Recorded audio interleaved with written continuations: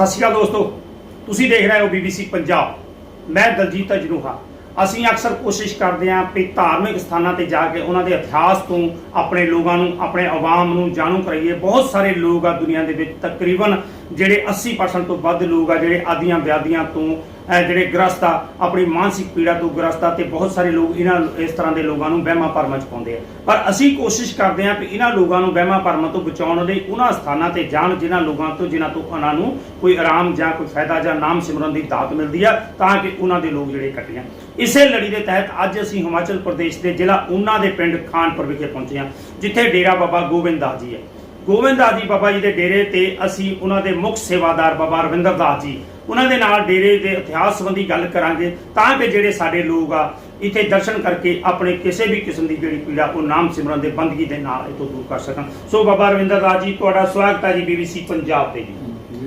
ਬਾਬਾ ਜੀ ਅੱਜ ਅਸੀਂ ਤੁਹਾਡੇ ਦਰਬਾਰ ਤੇ ਡੇਰੇ ਤੇ ਜਿਹੜਾ ਬਾਬਾ ਗੋਬਿੰਦ ਦਾਸ ਜੀ ਆ ਇਹਦਾ ਇਤਿਹਾਸ ਬਾਰੇ ਜਿਹੜੇ ਆ ਸਾਡੇ ਸਮੂਹ ਸਰੋਤਿਆਂ ਨੂੰ ਜ਼ਰੂਰ ਦੱਸੋ ਜੀ। ओम श्री चंद्राय नमः, जो कि बाबा श्री चंद्र महाराज जी के पवन पवित्र आशीर्वाद के नाल बाबा गोविंद दास महाराज जी का डेरा स्थापित है, डेरा खानपुर विखे और जिला ऊना हिमाचल प्रदेश। मैं संत रविंदर दास डेरा बाबा गोविंद दास के मुख सेवादार की सेवा निभा रहे हैं और सानू तीसरी पीढ़ी के विच असी सेवा करते हैं। इस डेरे के विच पहले साडे पिता जी संत बाबा ज्ञानदास जी सेवा करते सी तो और उस तो बाद 26 तो फरवरी ते फिर संतां जी ने चोला छड़ दिता। उस तो उपरंत सानू सेवा दी संबंधी दात मिली तो 20 साल तो असी सेवा कर रहे हैं इस दर की। तो जी दोस्तों, बाबा रविंਦਰ दास जी ने दसिया भी उन्होंने ये तीजी पीढ़ी आ ये बाबा रविंਦਰ दास जी की। इन्हों तो पहला उन्होंने गुरु पिता जी सेवा करते थे बाबा गोविंद दास जी ते गल करिए इतिहास की। इतिहास के नाल इतिहास के पन्नियां दे नाल जोड़ते हैं जिहड़ा इतिहास भी आपां इस डेरे की दरबार की गल करते हैं। ਅਸੀਂ ਅਕਸਰ ਦੇਖਦੇ ਹਾਂ ਸੰਤਾਂ ਮਹਾਂਪੁਰਸ਼ਾਂ ਦੇ ਬਹੁਤ ਸਾਰੇ ਲੋਕ ਸੰਤਾਂ ਦੇ ਮੇਲੇ ਲੱਗਦੇ ਆ ਜਿਨ੍ਹਾਂ ਨੇ ਬੰਦਗੀ ਕੀਤੀ ਆ। ਇਸੇ ਤਰ੍ਹਾਂ ਜਿਹੜਾ ਇੱਥੇ ਡੇਰੇ ਦੇ ਵਿੱਚ ਲੋਕ ਆਉਂਦੇ ਆ, ਇੱਥੇ ਕਿਸੇ ਵੀ ਤਰ੍ਹਾਂ ਦਾ ਕੋਈ ਵਹਿਮ ਭਰਮ ਨਹੀਂ ਪਾਲਿਆ ਜਾਂਦਾ ਤੇ ਲੋਕਾਂ ਨੂੰ ਨਾਮ ਸਿਮਰਨ ਦੀ ਦਾਤ ਦੇ ਨਾਲ ਜੋੜਿਆ ਜਾਂਦਾ ਤੇ ਨਾਲ ਦੀ ਨਾਲ ਉੱਥੇ ਉਹਨਾਂ ਦੇ ਜਿਹੜੇ ਦੁੱਖਾਂ ਕਸ਼ਟਾਂ ਦੀ ਉਹਨਾਂ ਅਰਦਾਸ ਬੇਨਤੀ ਦੇ ਨਾਲ ਇੱਥੇ ਉਹਨਾਂ ਤੋਂ ਨਿਜਾਤ ਦਿਲਾਈ ਜਾਂਦੀ ਆ। ਗੱਲ ਅਸੀਂ ਕਰਦੇ ਹਾਂ ਡੇਰਾ ਬਾਬਾ ਗੋਬਿੰਦ ਦਾਸ ਦੀ। ਬਾਬਾ ਜੀ ਇਸ ਡੇਰੇ ਤੇ ਤੁਸੀਂ ਪਿਛਲੇ 20 ਸਾਲ ਤੋਂ ਸੇਵਾ ਕਰਦੇ ਹੋ। इस डेरे के जोड़े महापुरुष बाबा गोबिंद दास जी असीं शुरू करिए गुफ्तगू अपनी ते गोबिंद दास जी के जीवन संबंधी जी आपां विचार चर्चा करते सी, विचार गोष्ठी की सी किवें उन्हां दा बचपन गुजरिया ते किवें बंदगी वाले साधु से किवें उन्हां दे जिहड़े अंतर दे प्रत्यक्ष रूप दे विच संगतां दे विच किवें वो प्रगट जी। अजनोहा जी की बाबा गोबिंद दास महाराज जी बाल बचपन तो ही कुछ अलग बच्चों के नालों हट के सीगे। उन्हां दी जो बिरती सी परमात्मा दे नाल ज़्यादा प्रीत होया करदी सी। तो जो माता पिता से बाबा गोविंद दास महाराज जी दे श्री बीरू राम जी उन्होंने पिता थे और माता राज राणी जी उन्होंने माता सी। तो उन्होंने गोद में उन्होंने बाबा गोविंद दास महाराज जी ने खेल के बड़े हुए। तो परमात्मा की असीम कृपा थी थोड़े बाकी बच्चों के नालों हट के उन्होंने सुभाव सी जो कि मनमतिया तरीके दे नाल जिथे चले जाना उत्थे जाके बैठ जाना और अपने घर दे नालों दूसरे के घर जाके प्रसादा छकना और जल पानी पीना, दूध पीना और उन्होंने आशीर्वाद देना कि तुसी बधो करो। तो बाबा गोबिंद दास महाराज जी घूम घूम के हर एक घर दे विच जाके अपना खाना पालना पोषणा करते रहे और जाके उन्होंने आशीर्वाद देंदे रहे। थोड़े जे बड़े हुए 6-7 साल के तो घर तो पिंड तो बाहरले पासे भी जान लग पे। तो जो बाहर सड़क तक पहुँचन लग पे 6-7 साल के जो बाहर चले गए तो एक दिन ऐसा आया कि बेलने ते चले गए जाके रस पीता जी बाबा गोबिंद दास महाराज जी। तो रस पीता गुड़ खादा तो शाम पै गई। जोड़े गुड़ कढ़न वास्ते आए सी जिमीदार वो कहने लगे जाओ बच्चों अपने घर चले जाओ, रात्रि हो गई। तो बाबा गोबिंद दास महाराज जी कहते सानू होर रस दिओ। तो उन्होंने डांट मारी कि जा हुण तैनूं रस नहीं असीं देना कि असीं अपना काम करना है, तू अपने घर चला जा। तो बाबा गोबिंद दास महाराज जी ने गुस्से दे विच आके अपने दंदां नूं घुट लिया। जदों दंदां बीड़ी नूं घुटिया ते उन्हां दा बेलना जिहड़ा सी ओह जाम हो गया। और जो बेलना जाम हो गया उन्होंने बैलों ने जो जोर मारिया तो जी लकड़ की पाई हुई गाधी कहते जी वो टुट गई। तो जो टुटने तो बाद बाबा जी ने चौड़ी बनाई तो चौड़ी बजा के हस पे कहने लगे तुसीं मैनूं डांट मारी है मैं तां तोड़ा तोड़िया, तुसीं मैनूं रस पीण तो मना किया। उन्होंने कहा बेटा ये किस तरह हो गया, तू साडे कोल रस पी पर अगे नूं इदां ना करी, साडे ते दूसरा दिन भी खराब हो जाना। तो ਜਿਹੜੀ ਇੱਕ ਰਸ ਕੱਢ ਕੇ ਦੂਸਰੇ ਵਾਲੇ ਜ਼ਿਮੀਂਦਾਰ ਆ ਜਾਇਆ ਕਰਦੇ ਸੀ, ਤਾਂ ਬਾਬਾ ਜੀ ਉਹਨਾਂ ਨੂੰ ਪਰਿਵਾਰ ਵਾਲੇ ਦੱਸ ਦਿੰਦੇ ਕਿ ਇੱਕ ਸੰਤ ਹੀ ਹੈ, ਇਹਦੀ ਸੇਵਾ ਕਰਿਓ ਬਈ, ਇਹਨੂੰ ਗੁੜ ਖਿਲਾ ਦਿਓ, ਤੁਹਾਡਾ ਕੰਮ ਜ਼ਿਆਦਾ ਠੀਕ ਹੋ ਜਾਵੇਗਾ। ਮਹਾਂਪੁਰਸ਼ ਦੋਸਤੋ, ਬਾਬਾ ਜੀ ਦੇ ਦੱਸਣ ਮੁਤਾਬਕ ਜਿਵੇਂ ਅਸੀਂ ਇਹਨਾਂ ਦੀ ਗੱਲਬਾਤ ਸੁਣਦੇ ਹਾਂ, ਮਹਾਂਪੁਰਸ਼ ਬਾਬਾ ਗੋਬਿੰਦਦਾਸ ਜੀ ਇੱਕ ਮਸਤ ਰੂਹ ਸੀਗੇ, ਜਿਨ੍ਹਾਂ ਨੂੰ ਕੋਈ ਜਾਨ ਦੇ ਨਾਲ ਲੈਣ ਦੇਣ ਦਾ ਮਤਲਬ ਨਹੀਂ ਹੈ। ਅਕਸਰ ਅਸੀਂ ਦੇਖਦੇ ਹਾਂ ਕਿ ਬਹੁਤ ਸਾਰੇ ਬੱਚੇ ਇਸ ਰੂਪ ਦੇ ਵਿੱਚ ਹੁੰਦੇ ਆ, ਉਹਨਾਂ ਨੂੰ ਪ੍ਰਗਟ ਹੋਣ ਲਈ ਕਿਤੇ ਨਾ ਕਿਤੇ ਗੁਰੂ ਦੀ ਲੋੜ ਪੈਂਦੀ ਆ, ਪਰ ਉਸ ਅਵਸਥਾ ਦੇ ਵਿੱਚ ਉਹਨਾਂ ਨੂੰ ਕੁਝ ਨਹੀਂ ਸੀਗਾ ਪਤਾ, ਤੇ ਉਹਨਾਂ ਦੇ ਜ਼ਿਹਨ ਦੇ ਵਿੱਚ ਇੱਕ ਚੀਜ਼ ਸੀ ਵੀ ਅਸੀਂ ਚੀਜ਼ ਲੈਣੀ ਆ। ਆਮ ਪਿੰਡਾਂ ਦੇ ਵਿੱਚ ਵੇਲਣੇ ਚੱਲਦੇ ਸੀਗੇ। ਅਸੀਂ ਵੀ ਇਹ ਕੋਸ਼ਿਸ਼ ਕਰਦੇ ਹਾਂ ਵੀ ਜਦੋਂ ਕਈ ਵਾਰ ਬੱਚੇ ਜਾਂਦੇ ਆ ਤਾਂ ਕਈ ਵਾਰ ਦੋ ਚਾਰ ਕਿਸ ਦੇ ਨਾਲ ਵੱਜਦੀ ਆ, ਉਹ ਸਾਡੇ ਲਈ ਜਿਹੜੀ ਆ ਸਾਨੂੰ ਉਹ ਜਿਹੜੀ ਸਾਡੀ ਅੱਖ ਦੇਖਣ ਵਾਲੀ ਹੁੰਦੀ, ਤੇ ਉਸ ਵੇਲੇ ਉਹ ਜ਼ਿਮੀਂਦਾਰਾਂ ਵੱਲੋਂ ਕੀਤਾ ਗਿਆ। ਤੇ ਮਹਾਂਪੁਰਸ਼ ਬਚਪਨ ਦੇ ਵਿੱਚ ਸੀਗੇ, ਮਸਤ ਰੂਪ ਦੇ ਵਿੱਚ ਸੀ, ਕੋਈ ਬਾਲ ਅਵਸਥਾ ਸੀਗੀ, ਉਹਨਾਂ ਨੇ ਇਸ ਤਰ੍ਹਾਂ ਦੀ ਘਟਨਾ ਨੂੰ ਇੱਕ ਅਲੌਕਿਕ ਘਟਨਾ ਹੋਈ ਜਿਹਦੇ ਨਾਲ ਉਹਨਾਂ ਦਾ ਇੱਕ ਪ੍ਰਗਟ ਹੋਣਾ ਜਿਹੜਾ ਸ਼ੁਰੂ ਹੋ ਗਿਆ ਜੀ। ਉਹਨਾਂ ਨੇ ਜਿਸ ਵੇਲੇ ਬਾਬਾ ਜੀ ਅਗਲਿਆਂ ਨੂੰ ਦੱਸ ਦਿੱਤਾ ਕਿ ਇਹਦੀ ਸੇਵਾ ਕਰਿਓ, ਤੇ ਉਹਨਾਂ ਨੇ ਜਾ ਕੇ ਜਦੋਂ ਬਾਬਾ ਜੀ ਨੂੰ ਗੁੜ ਦਿੱਤਾ ਤੇ ਔਰ ਰਸ ਪਿਲਾਇਆ ਔਰ ਖਾਣਾ ਵੀ ਖਿਲਾਉਣ ਲੱਗ ਪਏ, ਸੇਵਾ ਕਰਨ ਲੱਗ ਪਏ, ਤੇ ਉਹ ਕੀ ਦੇਖਦੇ ਕਿ ਜਿਹੜੀ ਸਾਡੀ ਫਸਲ ਹੈ, ਜਿੱਥੇ 10 ਕਿਲੋ ਗੁੜ ਨਿਕਲਦਾ ਉੱਥੇ 15 ਕਿਲੋ ਨਿਕਲਣ ਲੱਗ ਪਿਆ, ਜਿੱਥੇ 15 ਉੱਥੇ 20 5-4 ਕਿਲੋ ਦਾ ਵਾਧਾ ਹੋਣ ਲੱਗ ਪਿਆ। ਉਹ ਬੜੇ ਪ੍ਰਸੰਨਤਾ ਦੇ ਨਾਲ ਸਾਰੇ ਪਿੰਡ ਵਾਲੇ ਆ ਕੇ ਸੇਵਾ ਕਰਦੇ ਔਰ ਬਾਬਾ ਜੀ ਨੂੰ ਨਮਸਕਾਰ ਕਰਦੇ, ਔਰ ਉਹ ਆਪਣਾ ਕੱਪੜਾ ਲੀੜਾ ਵੀ ਦੇ ਦੇਣਾ, ਢੱਕ ਦੇਣਾ ਕਿ ਬੇਟਾ ਰਾਤ ਨੂੰ ਤੈਨੂੰ ਠੰਡ ਨਾ ਲੱਗ ਜਾਏ, ਖੇਸ ਦੇ ਦੇਣਾ। तो बाबा जी मस्ती के नाल अपना उत्थे जाके रात बतीत करनी। समा चलता गया तो एक दिन ऐसा भी आया कि जेड़ा जेजों पिंड है और उत्थे की सीगा कि ट्रेन रेल उत्थे आया करती थी, अंग्रेज शासन की पुरातन स्टेशन सीगा।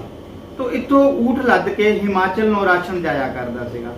तो जदों ऊठ दे उत्ते समान लद के जाना तो जो समान लैके ऊठ वाले आया करते सी, अक्सर बेलणियां ते सरावां घर ते रात बतीत करते सीगे जी। तो एक दिन ऐसा आया कि एक ऊठ वाला उत्थे आके रुकिया।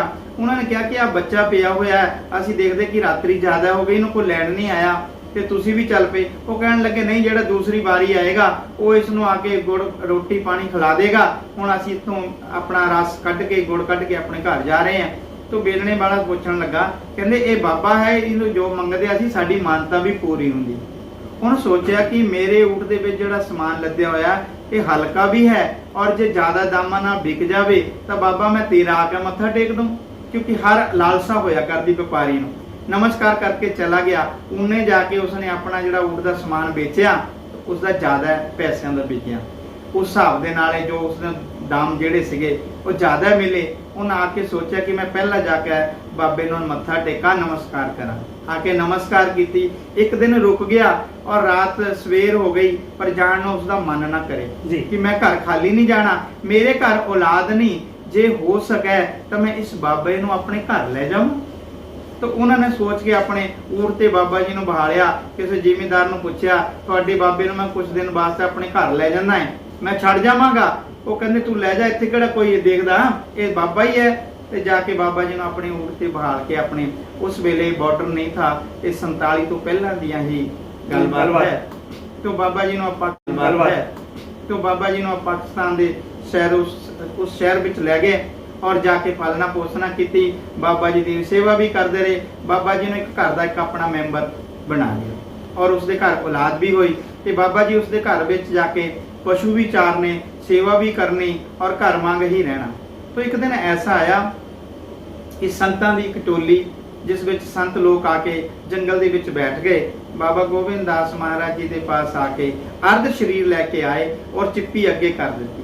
बाबा जी ने वो चिप्पी लैके उस दुध के नाल मझ नूं चो के चिप्पी भर के साधु नूं दुध पिलाता। 3-4 दिन पिलांदे रहे। संतां ने पूछा, बेटा तैनूं साडे कोलों डर नहीं लग्या, साडा अर्ध शरीर है? कहण लगे नहीं, मैनूं ते बाल बचपन दे विच ही तुसीं दर्शन दिंदे, ऐसे संत लोग मेरे कोल बचपन ते ही आया करदे है। तो चिप्पी उन्हां दे हत्थ विच, मैं सोचा कि मेरे पास होर ते कुछ नहीं, मैं तुहानूं दुध पा के दिंदा रहा। कहण लगे, बेटा तू ते कुछ अनोखा बेटा है, तू चल साडे नाल, तू इस परिवार का बेटा नहीं है जी, तू एक होर चीज है, संत लोक है, तू साडे नाल चल, साडी मंडली विच आ जा। तो बाबा गोबिंद दास महाराज जी ने उस अपनी मंडली विच लैके चले गए और जदों मंडली दे विच लैके कई कुछ समा बिताण तो बाद उन्होंने अपनी जो मर्यादा अनुसार, जो सिक्ख्या के अनुसार गुर प्रणाली बाबा श्री चंद्र महाराज जी की सीगी, उस दे विचों बाबा गोबिंद दास महाराज जी नूं उन्होंने अपनी गुर विद्या सिखाई। सिखाण तो बाद गुर शब्द दे के ਕਿ ਜਾਓ ਆਪਣੇ ਇਲਾਕੇ ਵਿੱਚ ਭਲਾ ਕਰਨਾ। ਬਾਬਾ ਗੋਬਿੰਦ ਦਾਸ ਮਹਾਰਾਜ ਜੀ ਨੂੰ ਸਵਾਲ ਰੱਖਿਆ ਕਿ ਸੰਤ ਬਣਾਉਣ ਤੋਂ ਪਹਿਲਾਂ ਪ੍ਰੀਖਿਆ ਦੇਣੀ ਪੈਂਦੀ।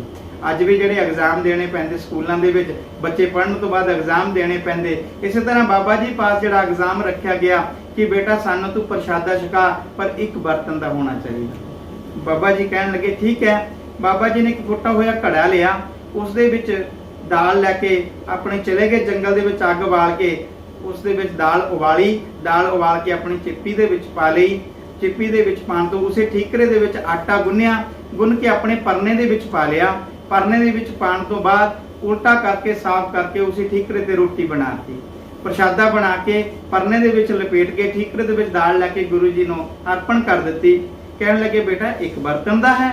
ਮਹਾਰਾਜ ਕੋਸ਼ਿਸ਼ ਕੀਤੀ ਹੈ। ਜਦੋਂ ਬਾਬਾ ਜੀ ਦੇ ਗੁਰੂ ਬਾਬਾ ਰਾਮਦਾਸ ਜੀ, ਬਾਬਾ ਮੱਖਣ ਦਾਸ ਜੀ ਨੇ ਪ੍ਰਸ਼ਾਦਾ ਛਕਿਆ, ਪ੍ਰਸੰਨ ਹੋ ਗਏ, ਖੁਸ਼ ਹੋ ਗਏ। ਜਾ ਬੇਟਾ ਤੂੰ ਆਪਣੇ ਇਲਾਕੇ ਦਾ ਭਲਾ ਕਰ। ਔਰ ਬਾਬਾ ਜੀ ਨੂੰ ਗੁਰਮਰਿਆਦਾ ਜਿਹਨੂੰ ਅਸੀਂ ਸਿੱਲੀ ਦੀਕਸ਼ਾ ਦਿੱਤੀ ਜਾਂ ਗੁਰਪ੍ਰਸਾਦ ਪ੍ਰਣਾਲੀ ਦੇ ਵਿੱਚ ਬਾਬਾ ਜੀ ਨੂੰ ਤੂੰਬਾ ਚੋਲਾ ਪਹਿਨਾਇਆ ਗਿਆ ਸੀ, ਸੰਤ ਪੂਰਨ ਬਣਾਇਆ ਗਿਆ ਸੀ। ਔਰ ਉਹ ਦਿਨ ਨੂੰ ਹੀ ਅਸੀਂ ਮਨਾਇਆ ਕਰਦੇ ਹਾਂ, ਜੋ ਕਿ ਹਾੜ ਦੀ 15 ਤਰੀਕ ਨੂੰ ਆ ਰਿਹਾ ਹੈ। तो इस साल भी ਅਸੀਂ ਮਨਾਣਾ ਹੈ। तो दूर दूर तो संगतां आनियां है। बाबा गोबिंद दास महाराज जी अपने अस्थाना ते अपने नगरी वाल आण लग पे। कुछ देर लगी क्योंकि रास्ते का भी पता नहीं सीगा, समय आण तो रास्ते भी बदल गए सी। तो बाबा जी हौली हौली संगतां नूं नाल लैके आनंदपुर साहब वाल दी हुंदे होए ते अपने डेरे विच आए। बाबा जी ने इत्थे चिमटा गड्ढिया, चिमटा गड्ढ के और भगती भजन शुरू कर दिता। और जिन्हां संगतां दियां मनोभावना दूर दूर तो पता लग्या कि अज एक संत साडी नगरी विच आया जो कि बहुत देर ते लोकां दे चर्चा विषय विच भी था, कि जिन्हां ने गुड़ जेड़े खा के जिन्हां ने अपनी पुरानी दसी कि इस तरह साडी गुड़ दा वाधा होया करदा सी, लोकां दे विच चर्चा हो गई। सारे लोग आके बाबा गोबिंद दास महाराज दे चरण च आए कि संत जी साडियां आ इच्छा पूरियां करो। बाबा जी ने इत्थे आके जल पिलाना और कहना कि सिमरन करो, भजन करो, भाई दया करो, दान करो, पुण्य करो, अपने जीवन में खुशहाली लियाओ, आशीर्वाद लैके जाना ते उन्हां दी मनोभावना पूरियां होणियां। तो जो इसी तरह अपनियां भावना नूं पूरियां करते हुए संगतां जुड़दियां गईयां।